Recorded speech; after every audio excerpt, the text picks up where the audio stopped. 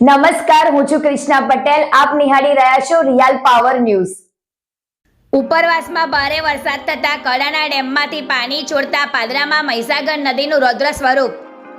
12 ગામોને એલર્ટ કરાયા. વહીવટી તંત્ર અને ધારાસભ્ય ચૈતન્યસિંહ ઝાલા ખડે પગે. વડોદરા જિલ્લાના પાદરા તાલુકામાં આવેલી મહીસાગર નદીએ પોતાનું રૌદ્ર સ્વરૂપ ધારણ કર્યું છે. ઉપરવાસમાં થયેલા ભારે વરસાદ અને ડેમોમાંથી પાણી છોડવામાં આવતા નદીમાં પાણીની આવક સતત વધી રહી છે.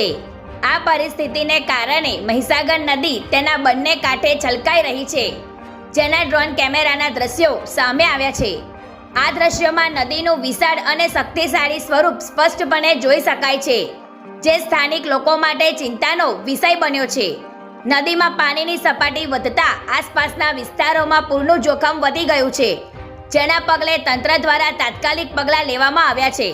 ત્યારે ધારાસભ્ય ચૈતન્યસિંહ ઝાલા મહીસાગર નદી કાંઠે પહોંચ્યા હતા અને સમગ્ર બાબતનો ચિંતાર મેળવ્યો હતો. નીચાણવાળા વિસ્તારોને એલર્ટ કરી સલામત સ્થળે પહોંચી જવાની સૂચના આપી છે. પ્રકાશ પટેલનો report, real power news, Padra.